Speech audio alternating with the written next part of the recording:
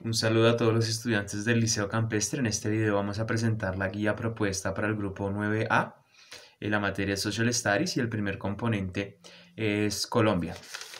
Entonces aquí empezamos a analizar las bandas criminales armadas en Colombia. Entonces, pues reconocemos que este tipo de grupos básicamente tiene un operar porque encuentra una manera de articular sus intereses económicos, ya sea por medio del narcotráfico, de la minería ilegal o de algún otro tipo de actividad criminal. Esto también llega a tener importancia cuando se analiza el fenómeno del despojo y la apropiación de tierras. Entonces hay fenómenos en que grupos violentos desplazan a la población y después pretenden apropiarse, imponer un control y un proyecto en el territorio al que se han hecho eh, capaces de controlar. El país, nuestro país Colombia, pues tiene unos antecedentes y un contexto de conflicto interno armado, eh, pues que a veces se ve fortalecido por las características o se ve desarrollado en un contexto en el que la geografía amplia, vasta y accidentada, pues permite, digamos, desarrollar este tipo de actividades sin que haya una, digamos, una respuesta contundente y sistemática, sostenida y homogénea en todo el territorio por parte del accionar del Estado. Mm, Esta serie de actividades criminales también son vinculadas a lógicas internacionales del crimen organizado. Entonces, pues esto básicamente nos dice que hay vínculos con redes delincuenciales internacionales. A este respecto, el profesor Luis Jorge Garay tiene una serie de análisis muy interesantes y los invito a consultar su trabajo en línea.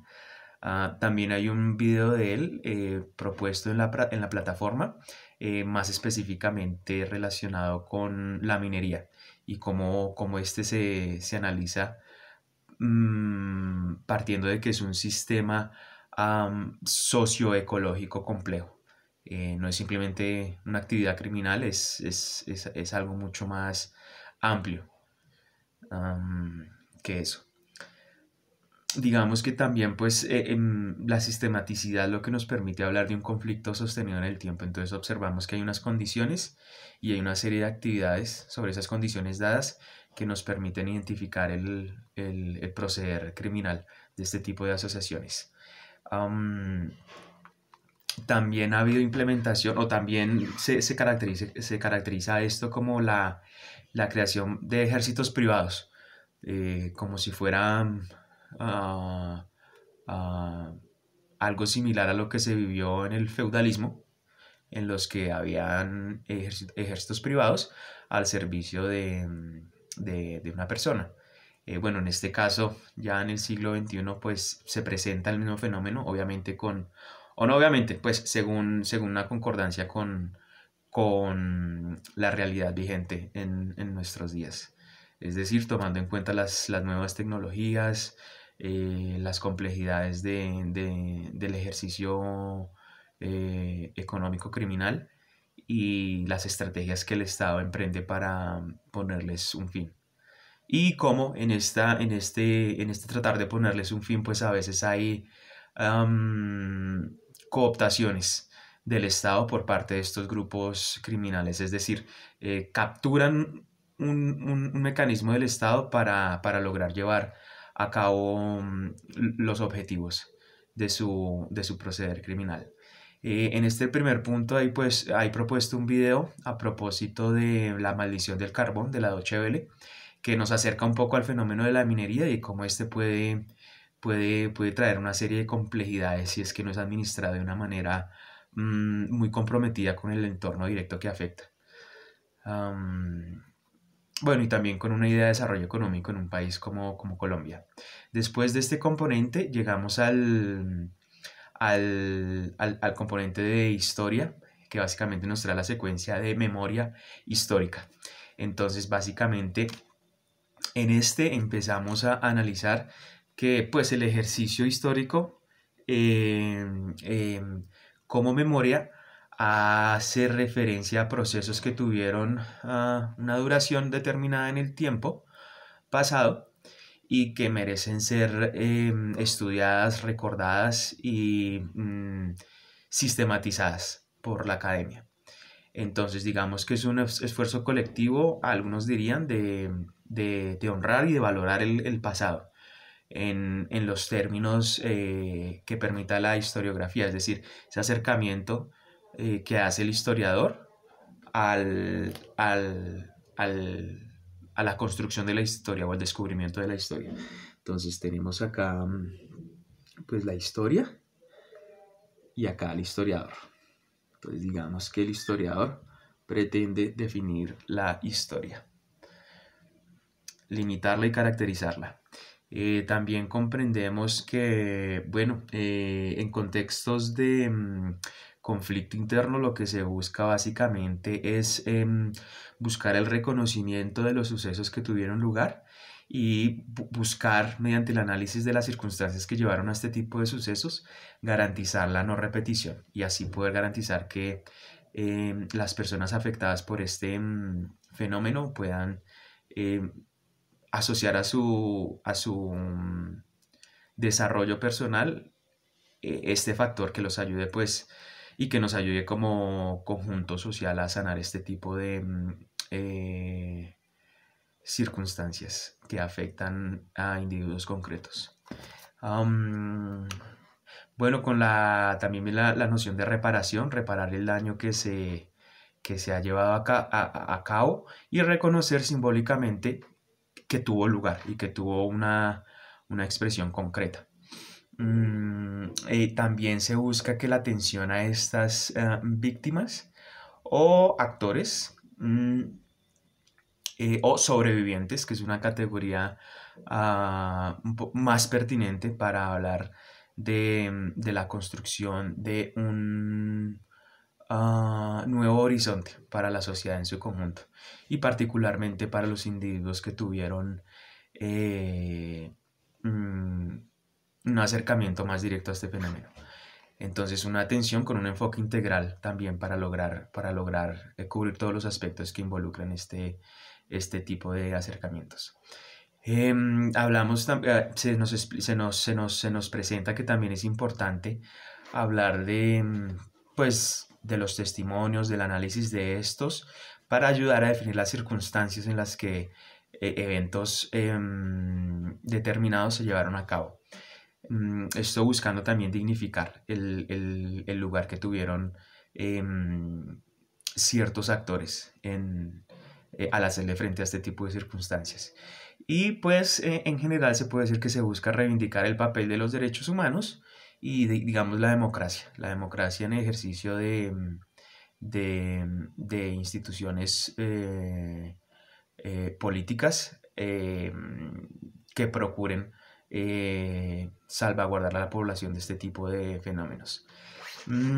También nos acercamos al estudio de la Segunda Guerra Mundial y de cómo se definieron pues estrategias para que lo que tuvo lugar en esa guerra se recordase y fuera posible sustraer lecciones aprendidas que evitaran la repetición de este evento. Otros fenómenos similares son el franquismo en España. Bueno, y tomando en cuenta que el historiador pues pregunta por la historia y la construye, entonces vemos ese diálogo entre presente y pasado. También se busca como de alguna manera presentar los hechos de la manera más pertinente a la población. Bueno, y en general a la academia, que es la encargada de desarrollar este tipo de ejercicios, estas preguntas por el pasado. Bueno, no solo la academia, sino particularmente la academia, porque también está la historia personal que se construye con el camino vital de cada individuo. En el Cono Sur también hubo fenómenos de conflicto que han sido caracterizados por medio de la memoria histórica. Am, Siempre se enuncia que es una búsqueda por la verdad, por los fenómenos que tuvieron lugar y por el desentrañamiento de este conjunto de verdades que, que se extraen del estudio de las circunstancias dichas. Después de este componente pasamos al de geopolítica, geopolitics, y aquí básicamente nos acercamos a las nuevas guerras y al derecho internacional humanitario, que básicamente es un conjunto de tratados que buscan disminuir la afectación humana en contextos de guerra. Entonces, por ejemplo, un caso de este acercamiento sería la prohibición de ciertas armas que causan sufrimiento innecesario a la población. Mm, entonces se habla de que las nuevas guerras presentan como fenómenos de desplazamiento de población interno, es decir, al interior de un país, o externo, de un país a otro. Se reivindican posturas étnicas, religiosas, territoriales, raciales, bueno, esto asociado a un discurso más que a una realidad concreta, palpable y reivindicable por medios democráticos, culturales y también políticas. Mm,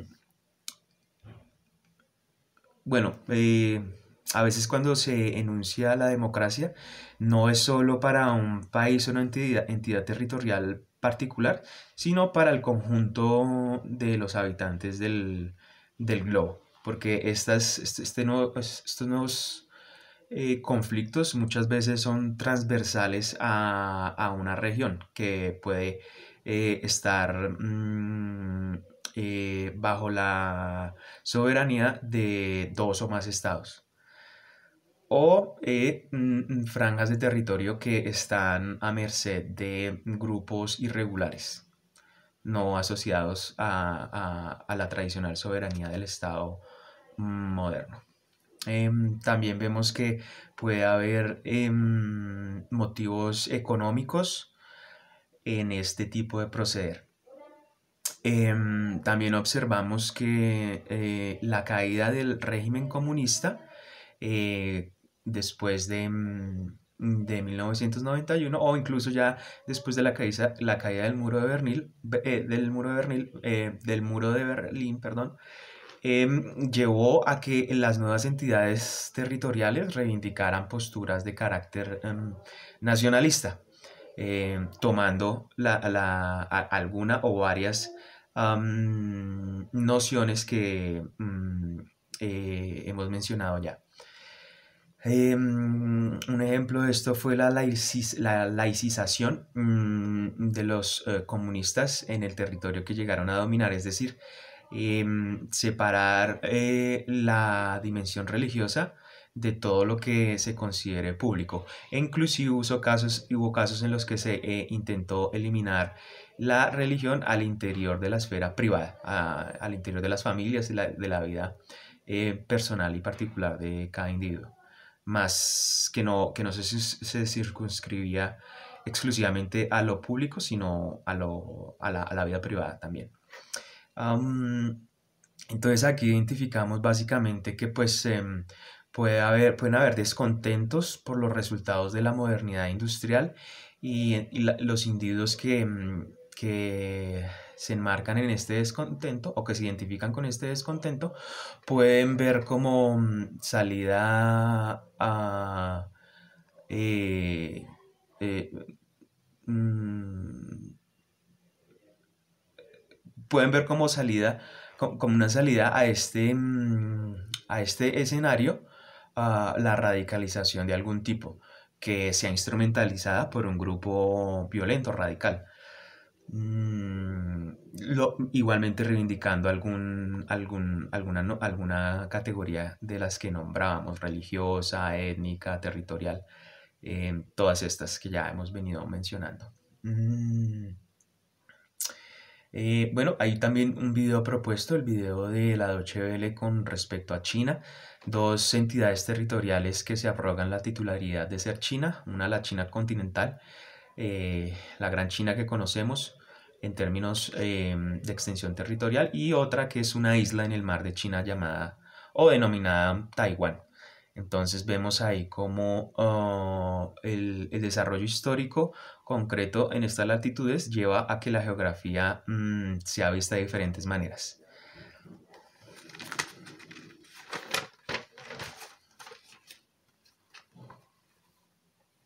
Bueno, entonces señalábamos que esta crisis, digamos, el descontento por los resultados de la modernidad industrial, hace que los individuos busquen un horizonte de sentido y a veces sean capturados por este tipo de discursos radicales o belicosos.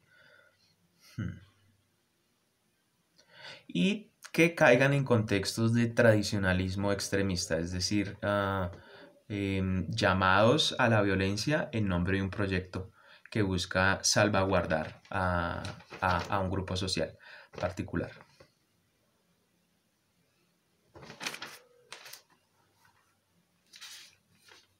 Y digamos que esto también hace referencia a la laicización. Cuando se saca de la sociedad la noción de divinidad, muchas veces esa puede ser reemplazada por cualquier otra cosa, dirían muchos autores. Entonces ahí es cuando aprovechan estos grupos para capturar a estos individuos insatisfechos, digamos, con la concreción en su entorno de esta laicización. Después de esto entramos al componente de filosofía, donde básicamente nos encontramos con los problemas del conocimiento histórico. Entonces también refiere a esto, la historiografía, digamos, cómo un individuo concreto se acerca a estudiar el fenómeno amplio, vasto y por construir de la historia. Entonces, digamos, se puede identificar una historia en el siglo XVIII hecha por las élites y narrada en términos de grupos de élite. Ya después, digamos que esto en el siglo XX empieza a cambiar ya más bien con una narrativa de la nación, del pueblo y un grupo social más amplio, más variado. Entonces llegamos a concluir que, o digamos que podemos enunciar con cierto grado de rigor, que la historia es un diálogo entre el pasado y el presente, del cual podemos definir situaciones complejas que llevaron o que facilitaron ciertos procesos, y de ahí sacar unas lecciones aprendidas que nos permita mirar el horizonte con mayores o con más grandes y amplias herramientas de análisis. A este respecto, las fuentes son un recurso importante que analizar, como fuentes, al decir que hay fuentes primarias y secundarias. Entonces, fuentes primarias, relatos de las personas que vivieron, que fueron testigos de los hechos, y también hay fuentes secundarias que son ya análisis que alguien hace alrededor de este tipo de fenómenos. Entonces también tenemos concreciones como en la sociedad, como pueden ser los museos, los centros de memoria que pretenden plantear una realidad utilizando recursos que apelan a fuentes primarias o secundarias y que develan de alguna manera la realidad con la que tuvieron que verse grupos de personas en un momento particular y concreto de la historia. Entonces los invito a consultar los videos que han sido publicados en la plataforma, a dejar sus comentarios ya sea en YouTube o en la plataforma, con lo que quisieran ver profundizado, con las preguntas que tengan. También hay videos en la plataforma que los invito a consultar, del señor Luis Jorge Garay y de William Ospina, que nos dan una mirada más amplia, más rica de los fenómenos históricos y de la historiografía en nuestro país. Entonces les agradezco por haber visto el video y les deseo feliz día. Gracias.